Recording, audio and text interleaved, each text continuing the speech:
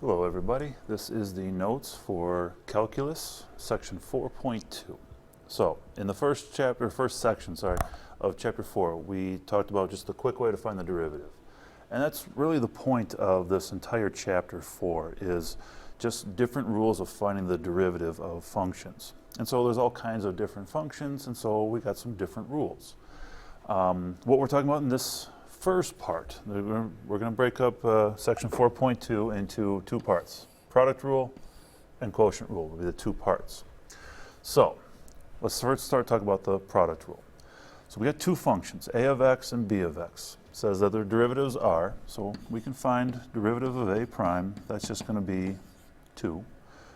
The derivative of b would be 6x. Okay? Now, it says let f of x be a new function where it's a times b.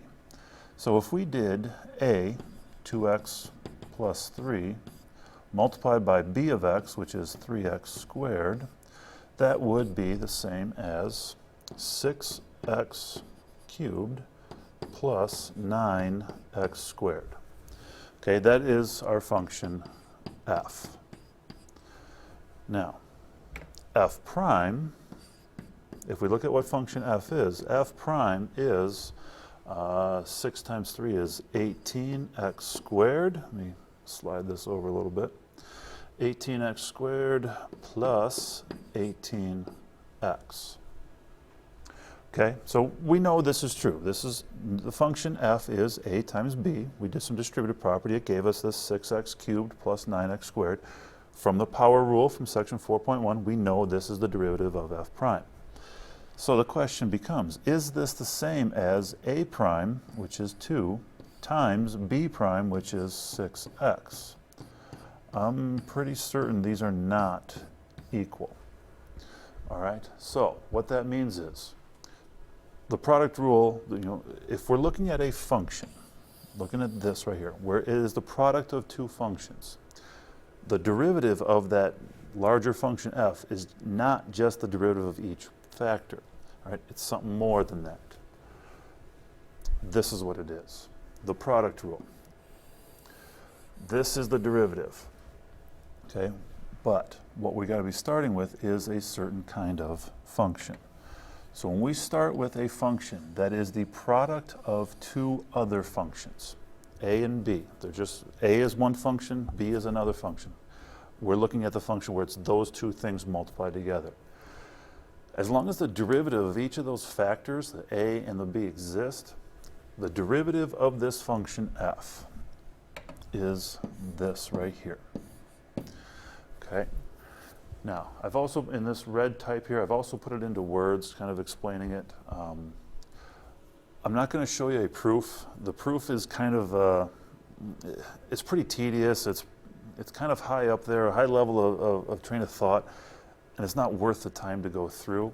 But I did put a link onto my site that it's some other person, he's a professor somewhere. He does a really nice job of explaining kind of the concept, and it gives you a very visual, a good visualization of why the product rule is what it is. And so I highly recommend watching it. It's about 6 minutes. He explains it in a very nice way. So I'm not going to do the proof, but I've given you something that is kind of a proof of this thing. So I highly recommend you watching it.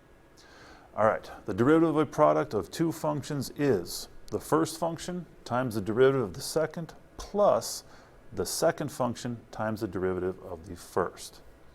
Let's do an example. Okay, so looking at this function f of x at the top here, this is kind of like our a of x. This 3x squared is our b of x. These are the same two functions that we looked at in the beginning. So f prime, the derivative of this function, is the first function. I kind of like to do this in a different order, but because it's all multiplication and because we're adding the two terms, the order doesn't necessarily matter here. I'm going to kind of switch this term around with this term. Just, it's a force of habit for me. So I'm going to take the derivative of the first factor, so 2x plus 3. The derivative of that is just 2. Multiply it by the second factor, 3x squared. I'm going to go plus the first factor, 2x plus 3, and I'm going to multiply that by the derivative of the second factor. So the derivative of 3x squared is 6x. Okay, that's the product rule set up. And so now it just becomes a matter of, doing some distributive property, combining like terms. So what we got is a 6x squared plus, we do 2x times 6x, that is a 12x squared, plus 3 times 6x is 18x. Now we combine some like terms. 6x squared plus 12x squared is 18x squared plus 18x, which, if we go back to that first page, is what we said it should be. Okay, so this is the product rule. All right, that's a basic example. I'm going to leave it there. Let's see. These next examples I got here, they're a little bit more complex and they take a little bit more time. So I'm going to do these in a separate video. All right. This is the basic idea. This example we just did, that's the product rule at its simple. They get a little bit trickier because of some different exponents, because of some different functions. So pay attention to the next video.